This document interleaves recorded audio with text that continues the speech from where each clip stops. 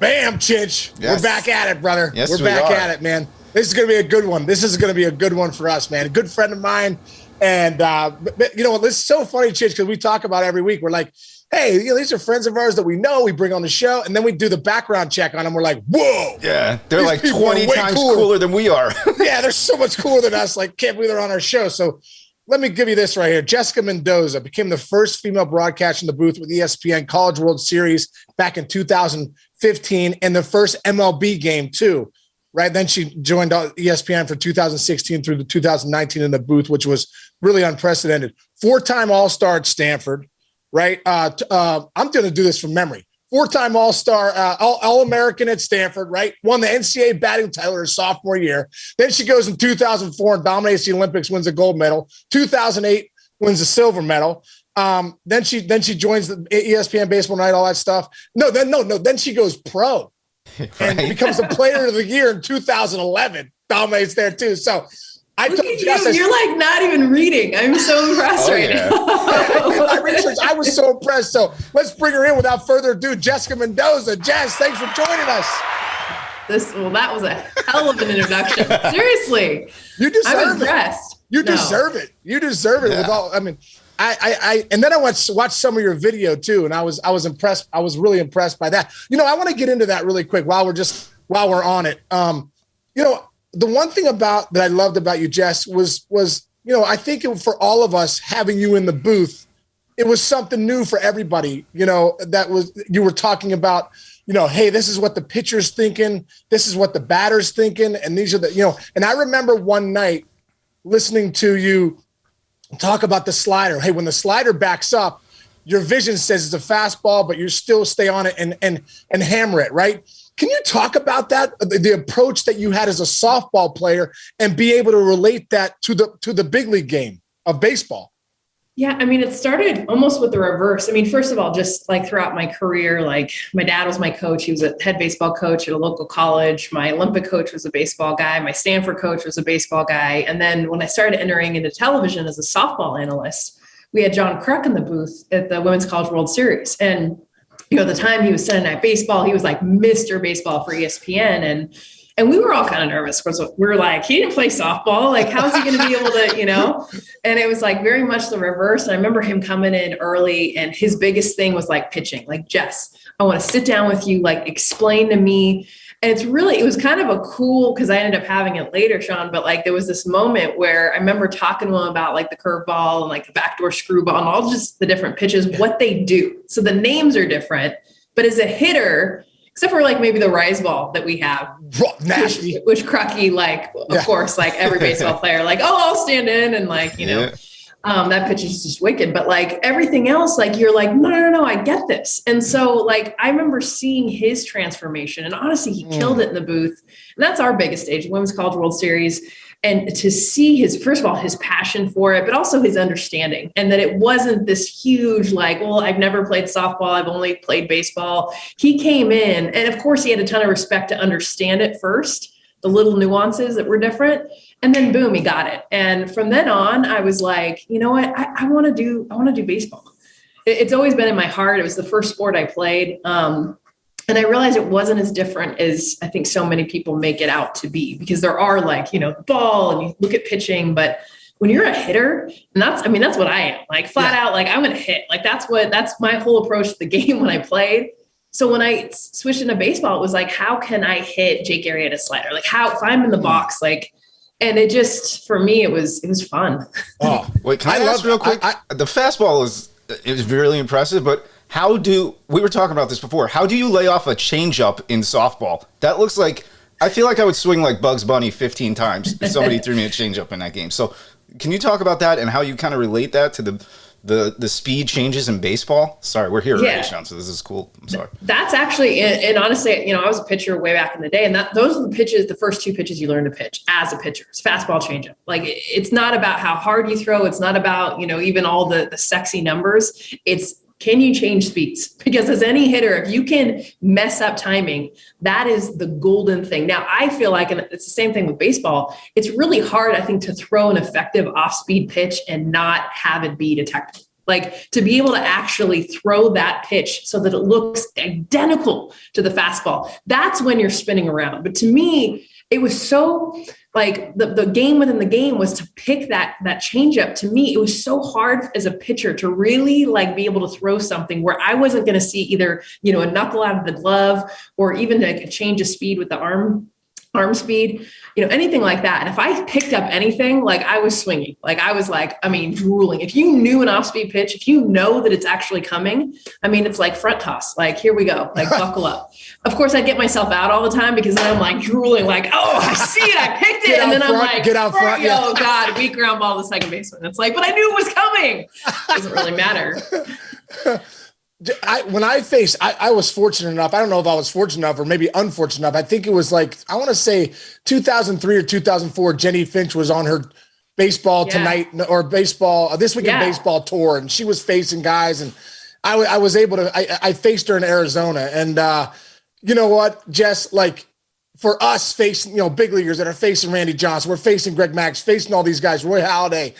You know, you face, you know, Jenny Finch, you're like, oh, I got this, you know, it's no big deal. But, you know, you don't realize how close the girls are so much closer. It's like little league distance, right? It's so close. And I mean, we couldn't even touch her. Like it was unbelievable. Like she was throwing so hard. It was the first time I'd ever seen a rise ball before because it coming at that angle was so different. And then she did throw a changeup, which was nasty. So like, how do you get used to that? You know, these girls that have high velo, you know, how did you get used to that? Especially as a girl that's in college, you know, you're young, you're just developing, you're getting stronger, you know, do you just get used to the speed? Yeah. I mean, the biggest thing is really, I mean, for me, like I'm right-handed and everything. And my dad actually switched me the left side because of that, because everything is coming at you so quick. It's such a faster pace in general. So he switched me to the left side more so to like develop short game first. Like, look, you just got to see the ball, like slow the game down. And when you're short gaming, when you're slapping, when you're bunting, when you're just running through the box, like all you're trying to focus on is contact. Like I am literally just trying to put the ball in play. And that was huge for me and ended up helping me later on when I became a power hitter, because my first introduction to hitting was actually just contact and literally like run as fast as you can. And so I for me, it was always like, okay, just like being able to understand, like, you know, how to get my hands to different pitches, how to be able to, you know, and get it on the ground, which of course, so different from now. But, you know, and then as I got better, then of course your eyes adjust. I mean, you did all those like vision drills with the tennis ball machines and they're throwing like 150 miles an hour and like, it's amazing. Like vision though, like when you train and you get used to it. And we used to be at 40 feet. We were even closer at the international level, which was crazy. And that's why like the 96, 2000 Olympics, the scores were like 1-0 in 14 innings. Like you just couldn't score like flat out. And it sucked. Like, I mean, let's be real. Like we're watching and playing these sports because we want to score. Like we want offense. Like, yes, it's so fun to watch great pitching for like a minute and then let's go.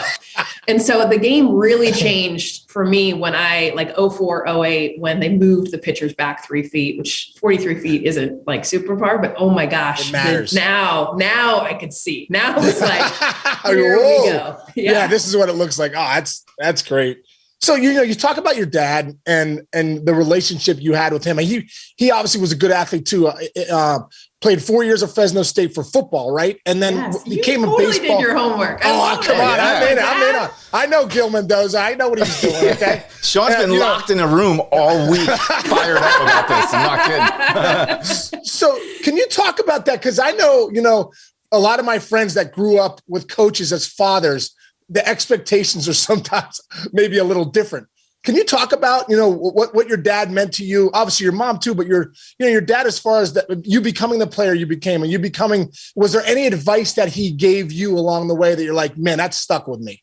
Oh, tons. I mean, it's hard to be a coach's daughter, like flat out. Like it's not easy, but like it is 100% why I was able to get to where I was at. And you know, what I give my dad the biggest credit for is he had 3 girls and a son. And never once did it occur to me that like we were any different. And that was huge because I played baseball when I first played and I was the only girl on a boys team, but I didn't know it. Like I was playing with boys, but it was never like brought to my attention. And my dad never treated us different. Like it was always like, And it was hardcore. Like I had a friend, she actually is a head coach at UCF now. And she was telling me how she hated, we grew up together. And she was like, I hated going to your house for dinner because my dad would make us lift weight. Like we had this whole weight regimen, like literally military bar that you had like this whole thing before you could eat dinner. So like if my friends came over, they had to do it too. And it was just like, that's amazing. Like, and like in my mind, I didn't know that was weird. Like I was just like, this. Hey, you go to the Mendoza house, you can get a burger, fries, and you have to deadlift and do some Olympic lifts. No, and it was like, and we're talking deadlifts, like hang cleans. Like it wasn't just like, hey, some bicep curls, here we go. Like it was a full deal. And he videotaped, and this is back when like we didn't have a lot of money, but he videotaped everything. And then we had to watch it back. And this is like football coach. You're talking like rewind. Like at dinner, we'd have like the screen up and we were just watching ourselves hit and going over everything. And it was nuts, like looking back on it now. But, here I am like 7, 8 years old. And I mean, my dad would pick pitches and like, he would give us signs. I mean, he was like next level, like coach, but coaching his daughters. And he never, ever treated us like, hey, I'm going to treat my daughters any different. He treated us like his college athletes. And yeah, I've taken that with me today. That is awesome. That is awesome. I think one thing too, you don't get to the level you get to, and this makes a lot of sense. You don't become a 4-time All-American. You don't do gold medal. You don't do the things that you've done in life without having a work ethic that's, probably above, even your peers, that you become one of the best softball players of all time. Is that where your work ethic started? Was really like, with those first few years with your dad? Oh God. Yeah. I mean, the guilt trips, the like, let's go hit in the garage. And he took PVC pipe and like, he made a screen and we'd throw it on the top of our car and have to like hold on to it. And we go drive in the park so he could throw his batting practice, but like save his life. But he'd like hand make these things. And I remember, every day, just like, you want to go hit. And, there were a lot of days I was like, Dad, I don't want to go hit. Okay, that's fine. I'm like, great, I got out of it today. And then be like, okay, so when you're 0 for 12 this weekend, I don't want to hear it. Because basically it's going to come down to why you just said no right now. And that's exactly what, and like, he would just like pick at you and like, just and then finally be like, gosh, dude, okay, let's go. Like, we'll go hit. And now like, I do that to myself, like even in my own work, like I'm constantly like, if I'm not preparing, then, I think I'm taking a breather and then I'm like, Jess, you're going to get in the 4th inning of some game and you're not going to know the third baseman's like stats from, it's like I over prepare now, but that was ingrained in me in a very young age. A little like crazy, like I'll admit there were times it didn't work always with my sister. Like he was really hard on her too. And she was just like, I'm out. Like peace. See ya. Totally. Like, this is not like, I'm not having fun. Like this is not enjoyable. For me, it definitely struck something inside of me. And I wasn't as good as my sister. I wasn't as good actually as a lot of players that I played with. But he worked with me and I learned. So I think I had because I had a lot to grow. I really saw what that work ethic did for me. Whereas like my sister was just really good. And so she kind of was like, well, this is stupid. Like I can just go and kind of. And she played college volleyball. I mean, college softball too, right? At Oregon State Yeah. She played at Oregon State. And did you ever play against her? Yeah. Oh, wow. I was a senior. She was a freshman. She tried to, she was at first base and that was actually hard. She was my little sister. And like, I remember my coach coming up to me before the game being like, all right, tell me how we get her out. And I was just like, oh my God, this is straight out of League of Their Own. You were like Dottie and she was like, totally. She was Kit. And like, I mean, it was, by the way, I'd never drop the ball though. Just like putting that there, like a league of their own, like how she drops the ball at home and everyone just drops it on purpose. Like, girl, you try to take me out at home, like your ass is out.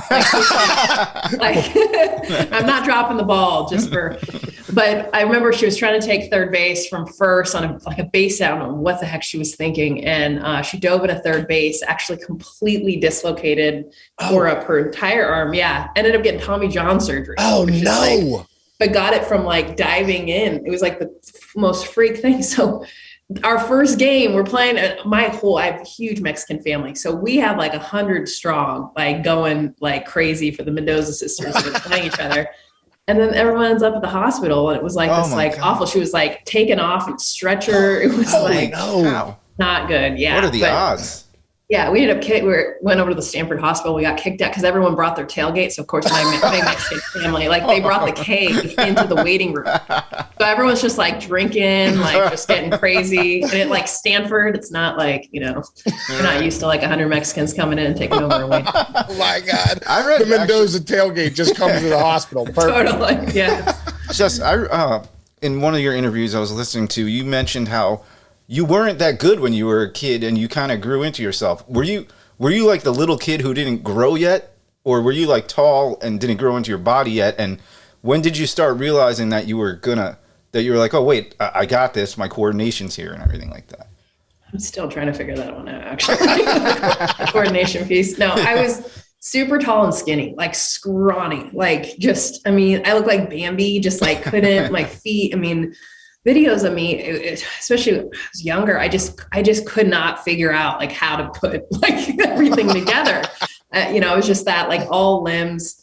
And it was hard for me. Like it was hard, especially like with hitting, to get everything in sync. Like I had this powerful like levers and things I could, but oh my gosh, like if I did not work at it, I just couldn't get it all to come together. And that lasted through Stanford. I remember finally getting strong, actually like growing up a little bit. And I was a 17-year-old freshman. So I was always like young, but all of a sudden it was like, that's when the power came. That's when it was like, okay, like this is going to be fun. Because my legs actually started to like fill out and I was really getting power. And that really changed my game. Because up until that point, it really was like put the ball in play. Like I was fast.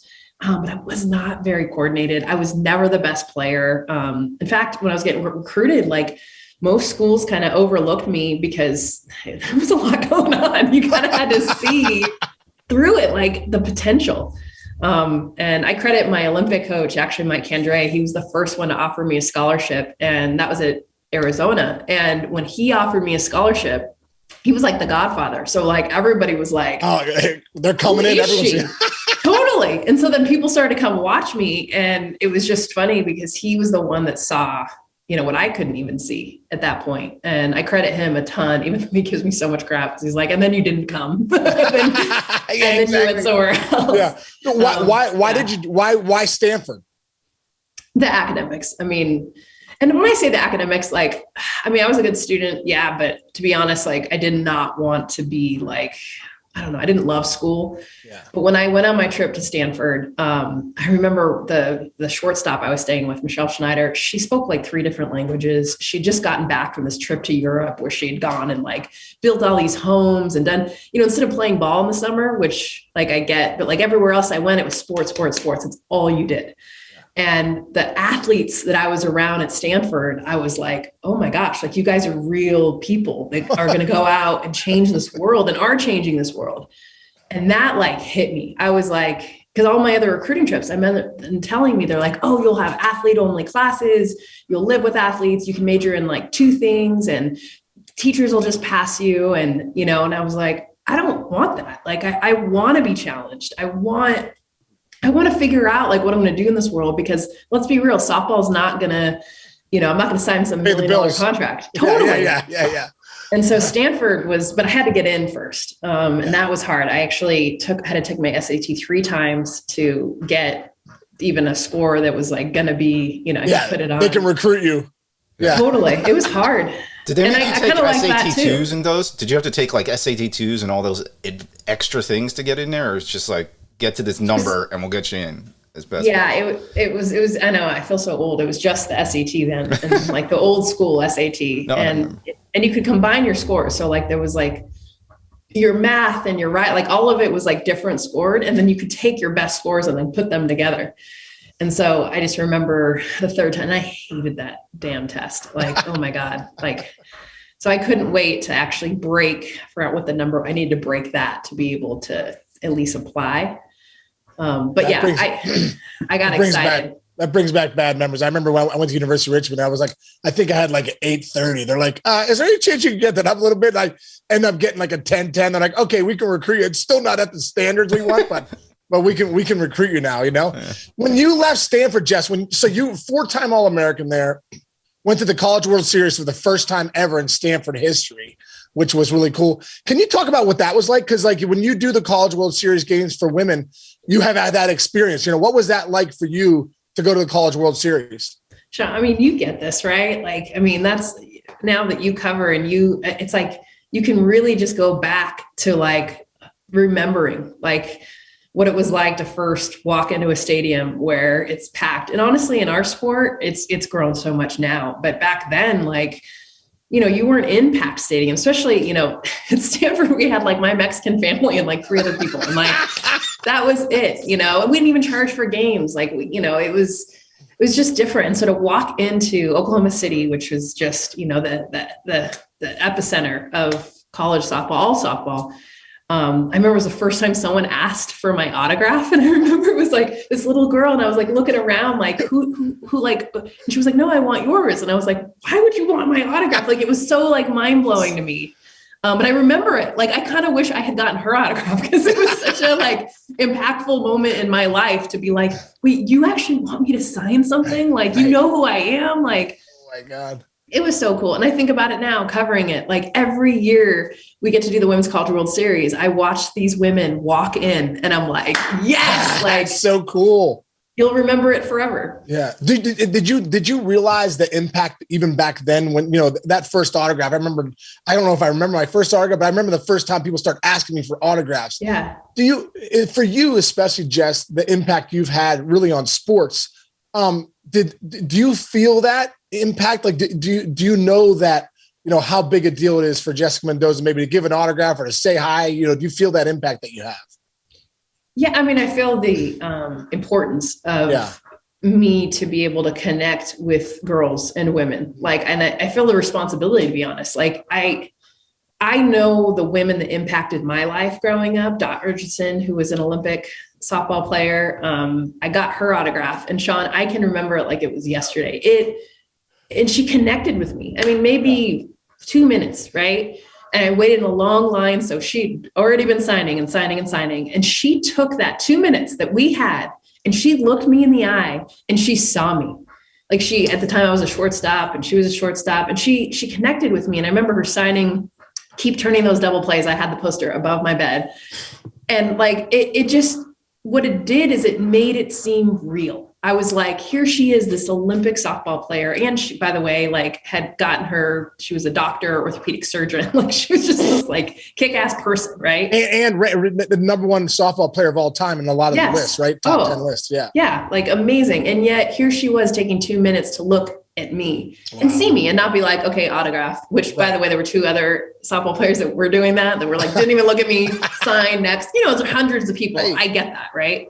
So what I'm trying to say is just that, like, I realized that, like, just being able to connect with one girl, I could talk to 200 and none of them could care less what I say, but there might be one that it's like, hey, like, and that's where my messaging, I really try to not just be, hey, like, here I am doing television and Olympics, but actually, like, I was you, I was someone that, and just being relatable to them so they get that like confidence within them to be able to go on and take on the world. Wow. Because we need that. Right. A lot of young girls, I feel like, aren't always encouraged to go on, take on things that maybe are outside the box that they've been put in. Right. Yeah. And you've said you've heard from dads of girls as much or more than anybody, right? And the impact you've had on Sean's a dad of 2 girls right now. He's at a volleyball tournament all weekend long. What do those guys say to you, and how much do they tell you that they appreciate you?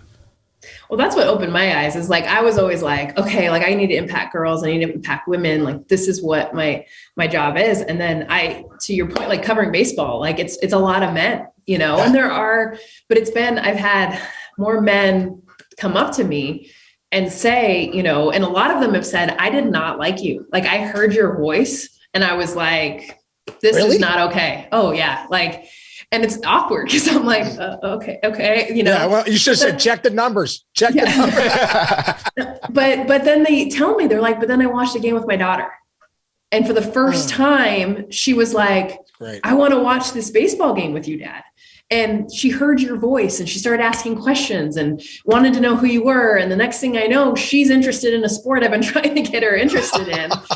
And it's like the same story. It's incredible to me.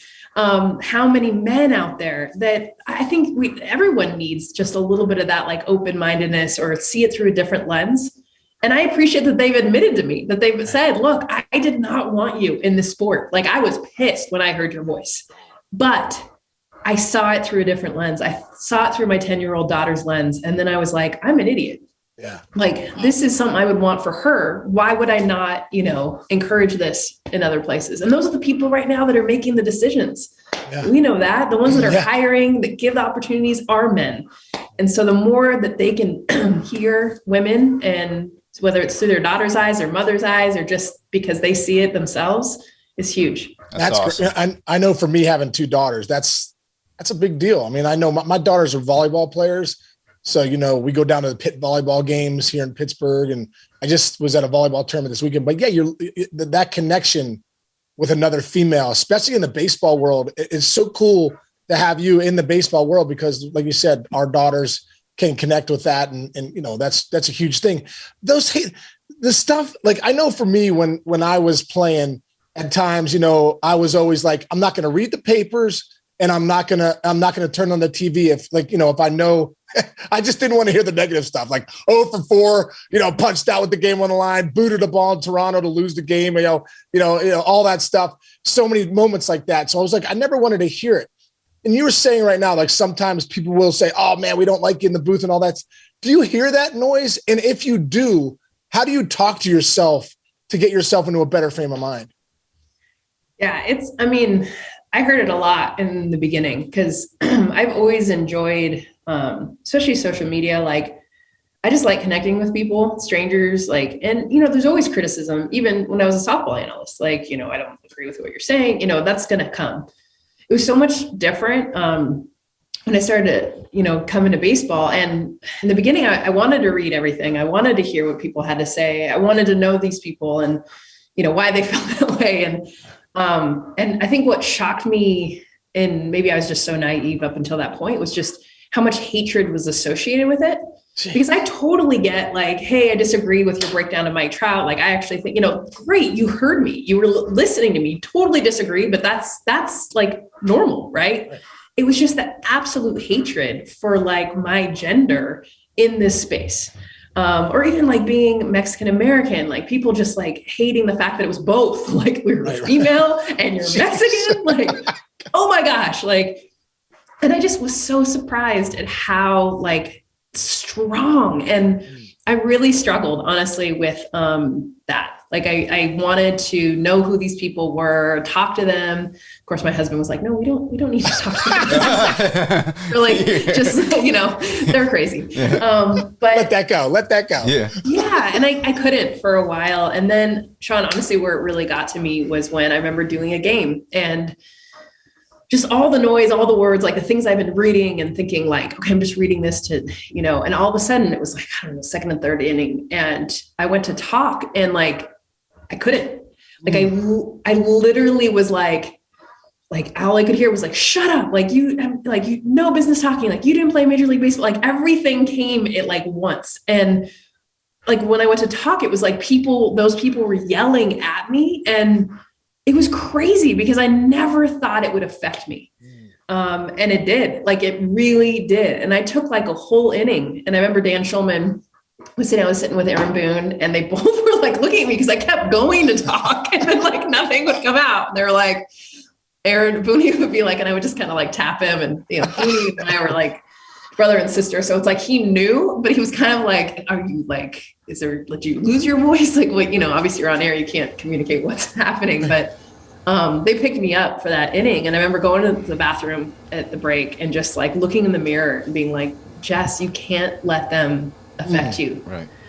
Because this is, now you are shutting up. Now you are doing what they're asking you to do, because these voices are now actually really, in your head and affecting you. And from then on, I realized I needed to have a different relationship with social media and what people were saying. Just two quick follow-ups to that, if you don't mind, Sean. Sorry.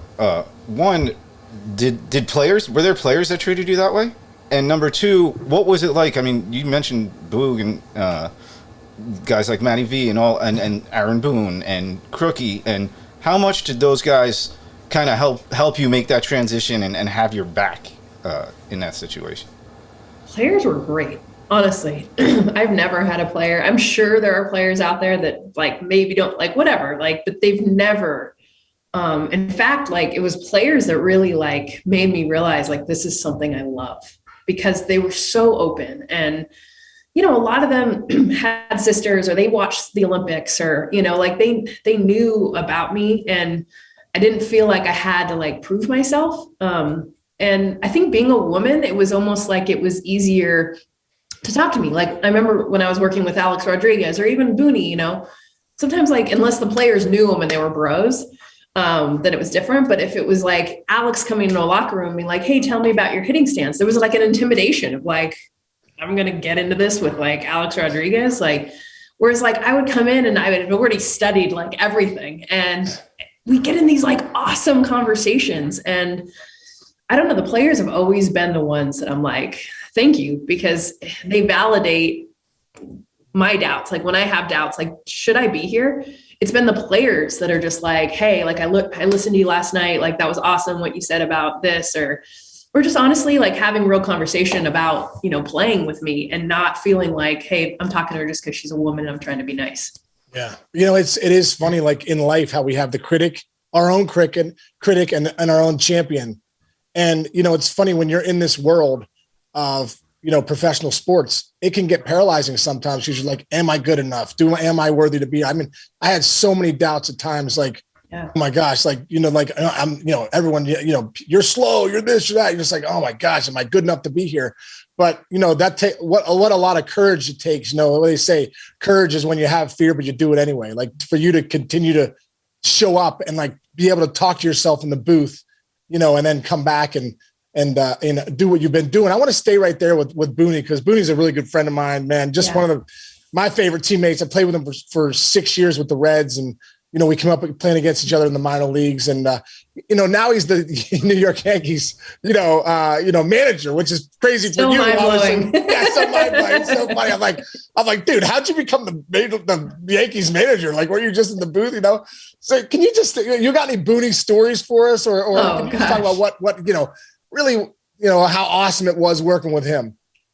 It was huge. My first years in the booth were with him. Especially I look back on it now and like, it just helps to have that comfort, that person. And there was stuff like, I remember he was so great. Like he would write down like on a piece of paper, cause I would use a term. It was a softball term and you don't use that in baseball, or maybe it like wasn't the same understanding. And so he would write down what I said and then put like an arrow, but say this, you know.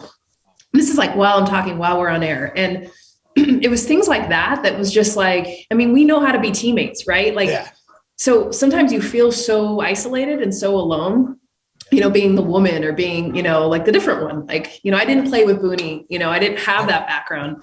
And so you do feel alone sometimes. And he was the first one to remind me, like, I'm your teammate, like I got your back. And, you know, and there'd be times he'd ask me questions or, you know, we'd get into these huge discussions, you know, and before on a Sunday morning or Saturday night, the night before. And it was just stuff like that. And he was always so great he's not like a super emotional guy, but there were times he could tell where I was not having a great like moment, like something broke in the news about, you know, something someone said, or, you know, and he would just kind of like put his arm and like not say much, but it was always just knowing like, I got you, like, you know, and he was always sitting next to me. So it was like, okay, like if I go to talk and nothing's coming out, like I'm going to elbow him and like, you know, and he's going to pick right up. So, I mean, you know how awesome he is, but I think for him to just really like, just from the very beginning, be like, I'm your teammate, not like, I'm your, I don't know, buddy, or like, I needed a teammate. I needed someone that was like going to be in it with me. And, you know, especially in the work. And he was definitely that. How about Matty V? Well, Matty, it's crazy. He was in Athens when I played in the Olympics. He called my softball games in 2004. That's right. And so it like went way back. And I didn't remember that it was Matty V, to be honest. Like I was so like, just like, 2004 Olympics, like you're not paying attention who announcers are.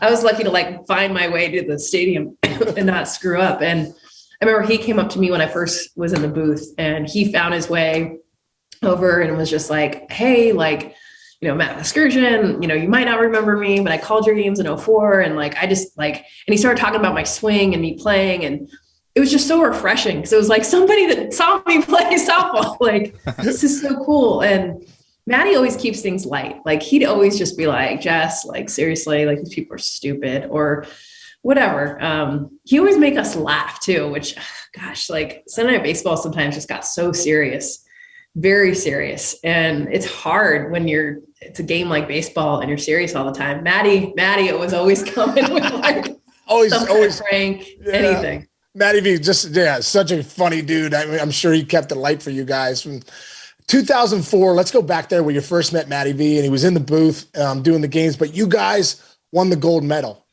Can you take us back to playing in Athens? What was so cool about Athens? And can you give us your best moment of that Olympic Games? Yeah.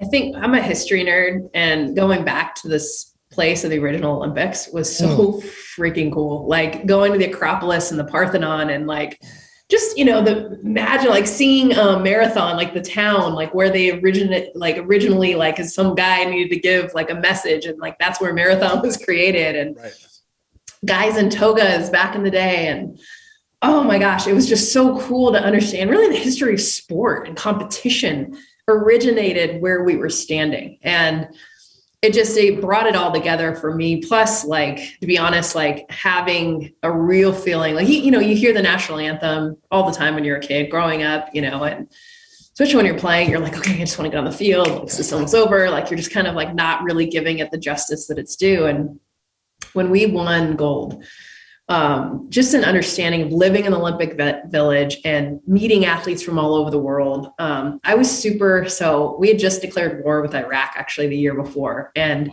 I wanted to sit with the Iraqi soccer team. And as much as I love my team, the dining hall was like my place to just like, I am going to go meet everybody, like later team, like we've lived together for a year. Like I'm going to go find like the hot Brazilian, volleyball guys, or I'm going to go sit with the Iraqi soccer team and talk. I mean, we talked like we had an Egyptian high jumper that helped translate, and it was unbelievable. We were talking about like politics really, and like just all of this stuff, but in a way that like, I can't fly to Iraq and have this conversation. Like there's no place, but really the Olympics where you can cross. And I know that's what they say, but I was like doing that, like going all over the dining hall, just like meeting people. And then you hear your national anthem, and there's just such a sense of pride to understand what representing your country really means to that point. And I remember it was like the first time. I'm not a big crier, and it just like hit me, like seeing our flag and just all the emotions of the games. And as much as you want to win, there was such a patriotism that came with it. And it was that I will never forget that moment that our flag was raised and you got to hear that national anthem that you hear all the time. But it was like, no, this is really special. I think as a fan, when you watch the Olympics, you're hoping that the Americans get on win the gold, and then you hear the national anthem. I can't imagine. I've always wondered what it's like, to feel that. So, just to hear that is unbelievable. 2008, you go back again, 4 years later, you're back at the Olympics. Doesn't go exactly how you guys wanted it to go in 2004, but you still win the silver.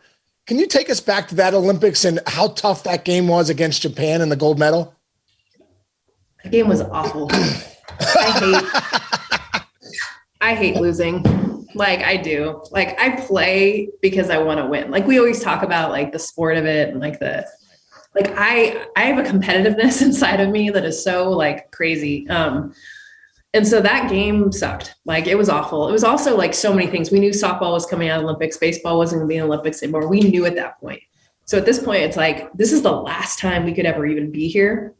And I'm still young. I wanted to keep playing, but it's like, and then you have this game against our biggest rival, Japan, which we'd always gone back and forth. Remember, we had a rain delay in like the third or fourth inning, and we're sitting there in the clubhouse. And I just knew at that point, I was like, I don't think we're going to win. Because like everybody was like, just dark. Like nobody was talking to each other. We were trying to like, hey, and like nobody wanted to talk. It was like the weirdest, like you get the Sean, like chemistry was not there. there was no rally, there was no leader, there was no like, everyone just was like, God, the weather is awful and we're not playing right. And like, you could just feel it, but it was in the middle of the game still. Instead of being like, we're going to go back out there and kick their ass, it was just this like weird feeling. And so, yeah, losing that game was freaking awful.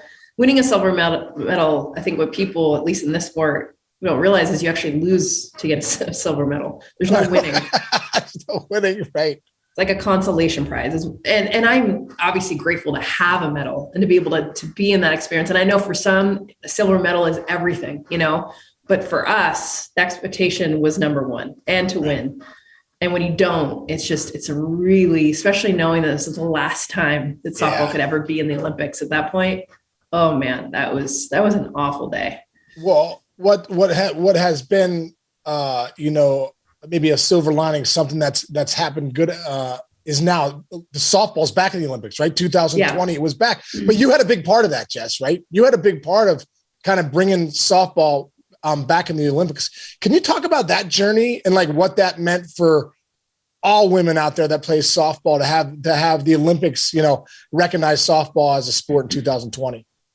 Yeah. I mean, I think it should have never been taken out. And that's a whole, the ridiculous. IOC and their decision-making, you know, with baseball and softball. But I think the biggest thing in getting it back is it's country to country now. So there's certain countries that now get to decide, I think it's up to 5 sports that they can now introduce into the Olympics. And so what was cool about Tokyo is like, I mean, as you know, like how much the Japanese people love them some baseball and softball. Yes. And so they were a huge force in being like, it was actually their number one of all the sports that they could introduce. And they, by the way, they brought in surfing and skateboarding and karate, which is obviously huge and traditional in Japan. So they brought in some awesome sports, but it was baseball. Like that they were like, this is what we need to bring back, baseball and softball. So to see the Japanese people really rally behind, bring the sport back, it kind of hurt my heart, honestly, to not have fans in the stands because Japan won in softball and, you know, how well they did, you know, in baseball. And like, just, it would have been really cool to see like the people who brought the sport back get to enjoy and celebrate with the team. Yes. So glad it's back, man. When they got rid of softball and baseball, I'm like, kidding me? Like that to me was what the reason I used to watch the Olympics was to watch, you know, the baseball and the softball. It's crazy. When you look back at your amateur career, because I know you played a little pro fast pitch softball. When you look back at your amateur career, is there a moment that stands out? The best moment that you like, man, I look back and I think about that a lot still to this day. Wow. Yeah, I think, you know, I just remember like when I look back is just all the fun. So I coach my son's little league team now. He's 8 and, you know, I have 2 boys. So, you know, here I am, a mother of 2 sons and that I'm trying to influence and like, you know, figure out and like, you know, just whole other gender, you know, but like, oh my gosh, like that's, when I think back, and this is like my biggest message to kids and parents is like, have fun, you know? And I just talked about how much I wanted to win and how competitive I was. And that still is a part of having fun for sure. But like, when I look back, it's just all the like road trips, like playing travel softball and going to Chattanooga, Tennessee and Michigan and like all over the country in these like small towns in the summer and braiding our hair and like, just like the memories of like bonding, like, you don't experience that in anything else you'll ever do in your life is being able to bond with your teammates at very formative ages when you're struggling, you know, with figuring out all kinds of stuff socially. But you got your girls and, oh my gosh, did it help me get through some like just really tough times, you know, awkward times. But I always had the sport and what the sport gave to me, which is a ton of confidence, really just owning who I was, like giving me that ability to say, you know what, I am different and that's okay. And not trying to fit in, especially as a female, there was a lot of other pressures to do a lot of other things and be a lot of other things. But sport always gave me that confidence to be like, you know what, I'm different and that's okay. Yeah. There's a toughness, right? I mean, I know I see it in your, you know, in you, but also in what you do now. There's a toughness about that sports brings you that like, now this is a game of failure. And like, I've learned to deal with it. So it hardens you a little bit in a good way, right? It hardens you a little bit. Yeah. I know it did me. No, the failure. I mean, you nailed it. Like, Yeah. God, it is such a like brutal thing, you know, to just, and it's like, I mean, I kind of wonder like our psyche, like why did, like what the heck is wrong with us to like pick a sport where it's like, you're just constantly failing. You're going to fail every single day and you just got to figure it out. And like, there's some days like you're really going to just suck, like flat out. But you'll still start and you'll still play and you actually could end the year like great batting average. But you're just going to fall on your face constantly. And oh my gosh, like it's just so, and I'm going through it with my son right now because, you know, he's striking out and like, you know, he misses the ball or he makes an error. And it's like, oh my gosh, like, is this not like every life lesson? Like it's never going to be perfect. And this is part of it. And it's honestly like part of what I enjoyed about it was the challenge. Like it was hard. Like we picked a really hard sport because there's something screwed up about us. Yeah. But at the same time, like, when you then have success after all those failures, oh my gosh, does that feel good? Well, in what other industry do you fail 70% of the time? They're like, hey, great job.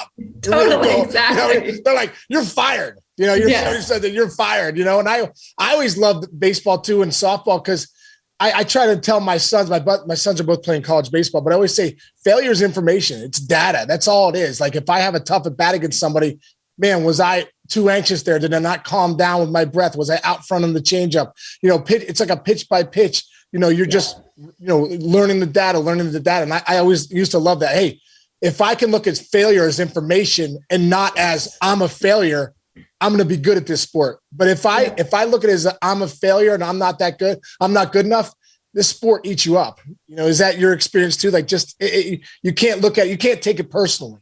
Yeah, no, that is exactly it. It's a mental, especially the higher you get, like, you know, when you get young and little, it's like mostly physical, especially baseball, softball, like there's so much, you know, I think it's so much more complicated too, to like, you know, physically like learn all the hand-eye coordination, everything. And then it totally shifts to mental. And, you know, that's something that like, you know, I had to learn was like, I think it's good to have the balance of humility and confidence, because like you mentioned earlier, the insecurity, that like, am I good enough? Every great player I've ever met is incredibly insecure in their ability. But I think it's why like, then we go and work hard, because there's that part of us that doubts, like, am I good enough? Okay. I'm going to go to the cages and like get after it. I'm going to go extra BP, like ground balls, whatever it is. And it pushes you. But like I tell so many young girls, I'm like, you have to be able to flip that switch. Like game day, then there's got to be that feeling of like, I put in the effort, like I am going to kick your ass. Like I am the best player on this field right now. And that is such a hard balance, like to have both. Because you've probably been around the guys that are like overly confident and you're just kind of like, oh, really? Like maybe we should like, you know? Yeah, they're getting dominated. Yeah. Totally. And you need both, but I think it's incredibly hard to find that balance and switch. And when I learned that piece of it within this failure, taking what I can from it and then using that, like I'm in the batter's box, you could have struck me out 3 times, but I'm in that batter's box that 4th time being like, girl, give me that pitch again.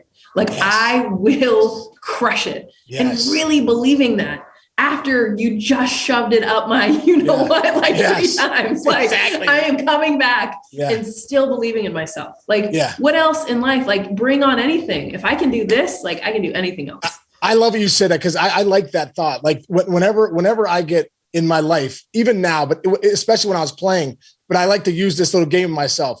If I fear something, I like reverse it. I say, bring it on and do it anyway. You know what I mean? Like, and I think that was such a thing with baseball. I remember having games where I'm 0 for 4 with 3 strikeouts, come up with the game on the line in the 12th. And I'm like, bring it on. Like I cannot suck my thumb in the corner right now because we got bases loaded, 2 outs, you know, in the game. Like I have to show up again.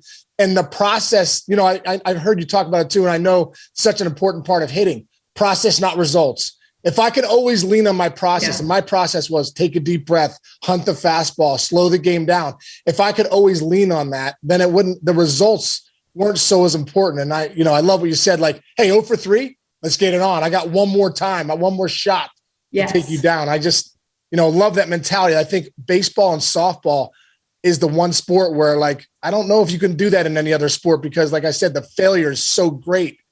in that sport. And you have a chance to face your fears. I mean, I think that's the biggest thing is like you fail, and yet here is an opportunity, which is what we should all want. Like after you fall on your face, someone's actually going to give you another chance to prove yourself. But guess what? You just fell on your face again. Like, another, like that's baseball and softball. It's not just like one, like fall down. Yeah. But to your point, it's not looking at it like I fell on my face. It's like, okay, like, well, frick, no wonder I struck out. I swung at a pitch over my head. Like exactly. Let's like slow the game down, like look for something low in the zone, like adjustments, like figuring out a way, like even just as simple as like, I'm just going to put the ball in play and sit back. And that's a win. Like, I don't care. Like it's ground not over, whatever. Yes. Like ground out is like, yes. Like I just need contact right now.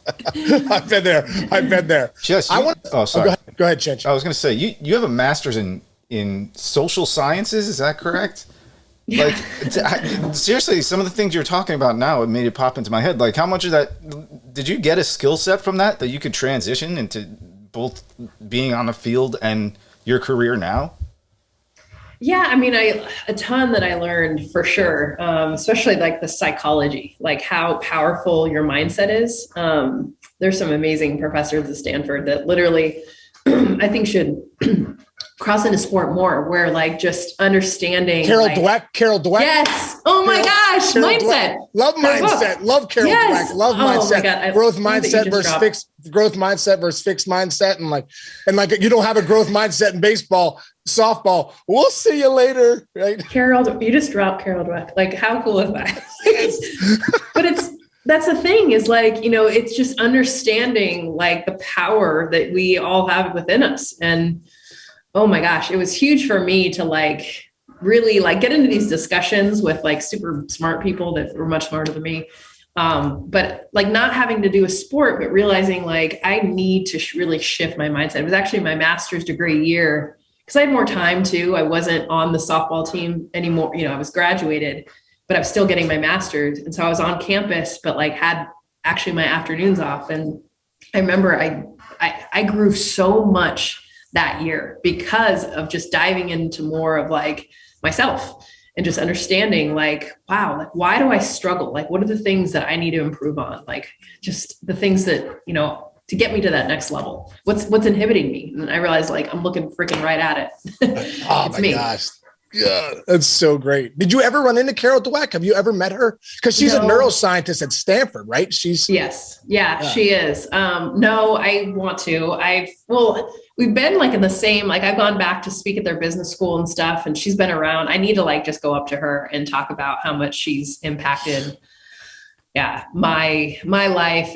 But the thing was it was like all professors. They were just so influential. Stanford is, I don't mean to, but it's a really cool, it's just a small school. I don't think people realize because they, it's a bigger name, but we had 6,000 undergrad. And so, you were a lot of times one-on-one with professors and you could just kind of dive into stuff. And for me, to be honest, like I wasn't as smart as a lot of people there. And I learned quickly, like sink or swim. I was failing all my classes freshman year. Like really just, oh God, I struggled. But a big part of it was because I didn't think I was smart enough.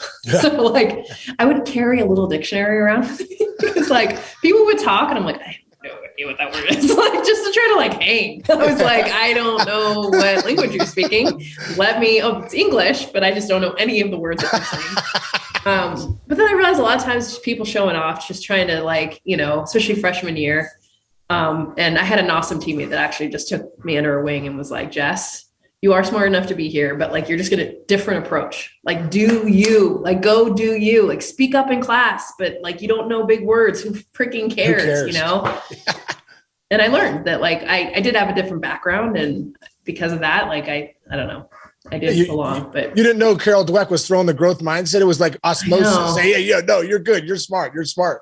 I know. I have a couple names I want to throw out at you, and I just want you to tell me what comes to your, give me a quick what comes to your mind.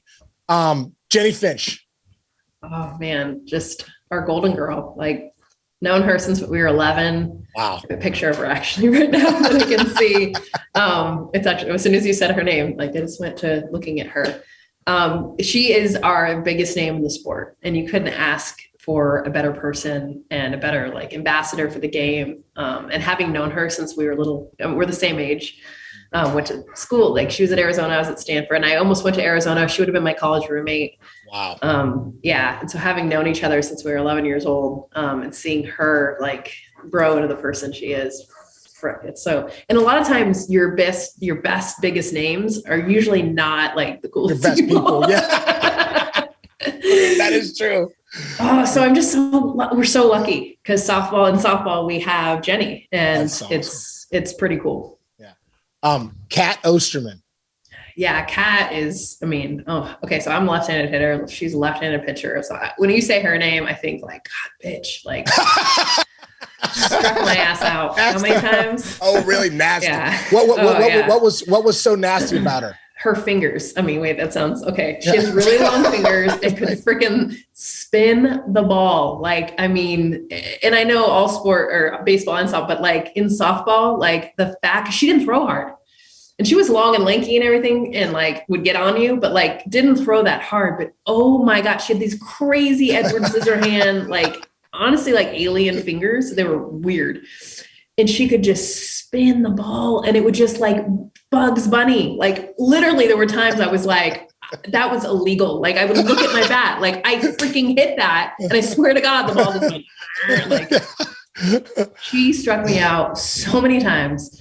I'd literally like, part of when I retired was like, I do not want to face her anymore. Wow. And we did, we're on the same team, but like at tryouts and professionally, I was just like, no more, Kat. no more. Oh my God. Yeah. Lisa Fernandez. GOAT. She's our best. She still holds the Olympic record for ERA and batting average. So like, I had her autograph as well when I was a kid. To be honest, her being Fernandez, like having a Hispanic woman to look up to as a young girl, was huge. And she was a Southern California girl, lived in Long Beach where my dad was from. And I just remember getting her autograph multiple times, but like being around, even like honestly now when I'm around her, I'm still like, oh my God. She is our Michael Jordan. She is literally like this other level, like on her own, no one can touch her. And what's incredible is like, she was like super short as a pitcher and like, was not like dominant. Like she just was so freaking mentally like insane. Like being her teammate, when I finally got to be her teammate, that was my aha moment. Like if I had one, it was like when I'm sitting there in left field going, oh my God, I am on the same field as freaking Lisa Fernandez. Like I bat in front of her.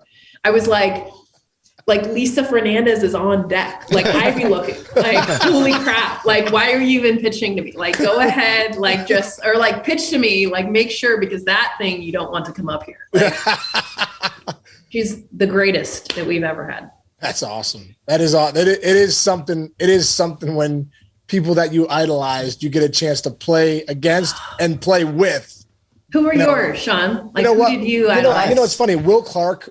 So Will Clark, wow. Don Mattingly, and Mark Grace were the three guys that I loved. And it's so funny I got a couple stories really quick. One of my first spring trainings, Mattingly was the I don't know if it was the bench coach or the hitting coach for the Yankees at the time. And I remember seeing him there, Jess, and I'm like, oh my God, it's Don Mattingly. Yeah. Here I am. I'm in the big leagues. It's my second year in the big league. But I'm just like turned into this little kid. I got Donnie Baseball Sports Illustrated poster in my room. I think it's still there, on my door. So I run back. I run back to the clubhouse at Ed Smith Stadium in Sarasota. I get a bat and I bring it out and I'm like, hey, I just want to introduce myself. My name's Sean Casey. Totally go fanboy on him. I'm like, any chance I bring a pen out, any chance you could sign my bat. So and Mattingly signed that bat. So I was so excited about that. And then I got to meet Will Clark in 2000. That is cool. So cool. He was my idol. Like if there was a guy, Will Clark was my guy. And Jess, this is an unbelievable story. So I meet him before the game. It's the day before opening day. We're doing an exhibition game in Chattanooga, Tennessee against the Orioles. So I meet Will Clark. I'm so excited. And I totally go fanboy on him. I'm like, oh my gosh, you're my idol. I do everything because of you. When I slide into second on a double, I slap my hands because of you. Oh my gosh. My stance, I try to make it like you. I try to have the Batman cape and my follow through. And like, you're my guy. And he's like, oh man, he was so nice to me. It's like one of those things where like, please be nice. Please be nice. She's like a total jerk. Oh my God. No. Yeah. So he was so nice. Second inning or first inning, he comes up, he's got the beautiful swing. And I'm like, and literally I'm still like, this is so cool. I met him. Ron Ballone's pitching lefty on lefty. Will Clark hammers a fastball, rocket to me. It takes a bad hop on me, hits my thumb, breaks my thumb, out 4 to 6 weeks. Are you freaking kidding me? The day before opening day? Day before opening day, I meet my idol and he hits a rocket and breaks my thumb. What a jerk. Come on, Will. You know? After he introduced himself. Have some respect. Have some respect. I love you. I love you. But he did give me a bat after the game. He's like, hey man, sorry for breaking your thumb, but here's a signed bat. I was like, I'll take 4 to 6. Yeah, I was like, I'll take 4 to 6 weeks for a signed Will Clark bat at that stage. Yeah. It was so great. So Jess, we end this show, and so thankful you came on with us. This has been so wonderful. We end the show with a thing called 9 and 90. So what's going to happen is Chich is going to ask 9 questions. I'll answer first, and then you'll go. It's just kind of a fun thing we do at the end of the mayor's office. Okay. Yeah. Thanks for coming on, by the way. I'm a big fan of yours, too. We never got to work together, but. Hall of Fame baseball broadcaster Marty Brenneman here. It's time for 9 in 90, the most ridiculous segment in all of sports. All right, ready? Sean, first one. Eliminate one of these forever. Ranch dressing or blue cheese dressing? Oh, you know what? I got to eliminate ranch because when I eat my wings, I'm a blue cheese guy. Nice. I love blue cheese because everyone hates it, and so I love that. Like, first of all, Sean likes it, but I would totally eliminate ranch. It's too trendy. I agree. Too trendy. It's too trendy. Yeah. Open your taste buds. Exactly. All right, next one. This is tough. You have to get one of these as a pet for your kid because you screwed up. Either a snake or a tarantula, Sean. Oh my God, are you serious? Like, I hate both of those. I'd have to say like a snake because I remember my buddy, one of my neighbors growing up would feed the snake maybe a mouse every once in a while. I thought it was cool. I don't know if that's cool now, but maybe the snake instead of the tarantula. Yeah. I'm looking at getting a snake for my 8-year-old, actually. Are you for real?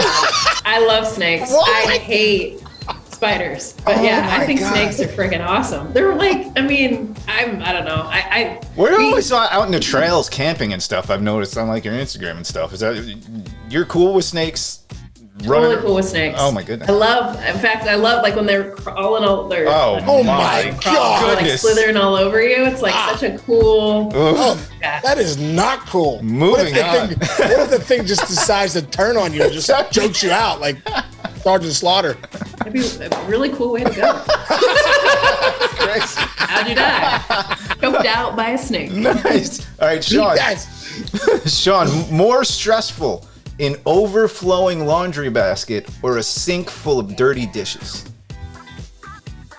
You know what? I'm a dishes, like when the dishes I have to like clean the kitchen before I go to bed every night. Like, so when I see like dishes, it brings me anxiety and stress to me. I know. I'm the same way. I hate laundry's easy. Like you throw it all in, you press a button. Like for me, like dirt dishes, it's like, like here we go. And we don't use a dishwasher like at all. We've never used one, and so it's like it's some serious like. Wait, you don't use it? You use a dishwasher now, though, right? No, I know it's weird. What? We took it out of our house, and it's like a wine thing now. Like we don't even have one. That's awesome. Weird. Wow. My gosh. Yeah, but that's old school. That's old school. You clean the dishes by hand better than the dishwasher. I've never seen a dishwasher that actually works perfectly. Especially like my wife is always like, clean all the dishes before you put them in a dishwasher. And I'm like, no. So that's what like when I'm at a friend's house and they're like, okay, just rinse off everything and then you put it in. And I'm like, okay, seriously, throw soap while you're doing that. The dish is done. Exactly. Like, we're good. We're all on the same page here. All right, Sean, are you watching more likely a true crime documentary or a B-list celebrity documentary? I like the true crime documentaries. I'm a little sick like that. What about you, Jess? B-list. I would definitely I get sucked into really bad stuff. Nice. It is good seeing those struggles. You're like, I've just wasted 5 hours of my life. And they're just like, it's like awful stuff. Like I'm just like freaking like watching. Nice. Like on airplanes, right? Like when you're like flipping through the thing and it's like, just get me somewhere that's not on this plane right now. And I'm watching the Kardashians and I'm like, what? I'll take you to another place. That's great. All right, Sean, I think I know the answer for you. Are you more of a fast driver or fast talker? Oh my God, like I'm both. But I'd say I'm a fast driver. Okay. Yeah, fast drive. I mean, I'm sure I talk fast too, but I love going. I was actually just telling my kids this morning because they were like, Mom, Dad says you're a really bad driver. And I'm like, correction.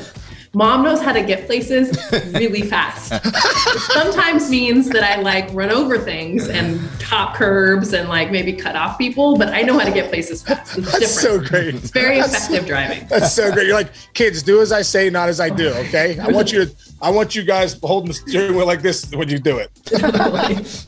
Nice.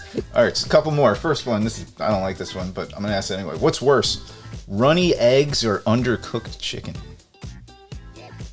Undercooked chicken, because I could grind through the runny eggs and be like, it's not bad, just a little runny. But like salmonella hits me with that undercooked chicken, I got real problems. Okay. Yeah, I like running eggs, so undercooked chicken is like, man, we're learning so much. Runny eggs and snakes we got. Yeah. All right, quick one here. Wiffle ball or stick ball? Pick one, Sean. I'm gonna say wiffle ball.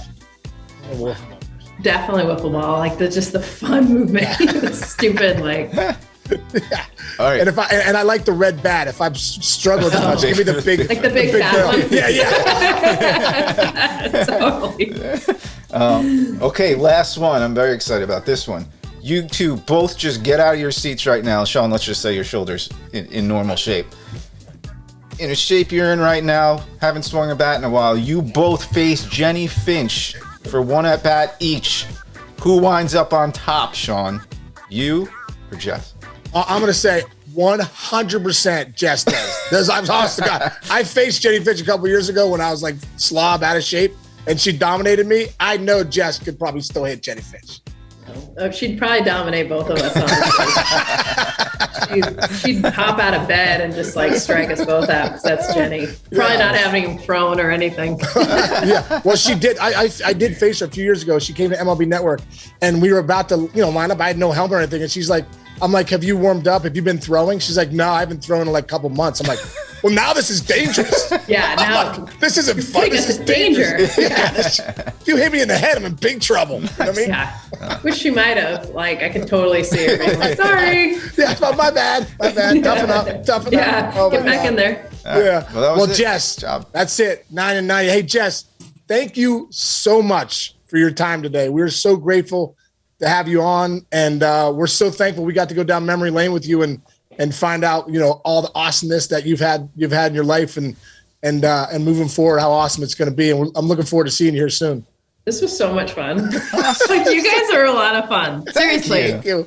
Thank you. And I can't tell you how much I appreciate the fact that you guys like you do podcast, like there's a million podcasts out there. And like, I definitely, without a doubt, never got on a podcast where you knew not just about me, but you knew about like my dad and my sister, and like, that means a lot. So thank you. Great. Oh, thank you, Jess. Thank you, Jess, for coming on. It's awesome. Appreciate it.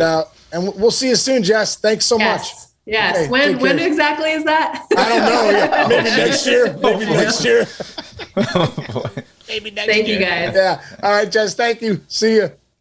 Man, that was as advertised. Jess is such an impressive person. So has done so many cool things. The things that she's done, even for Major League Baseball, to be the first woman that being in the first broadcast, the College World Series, first postseason game. Crazy. And all the things that she does.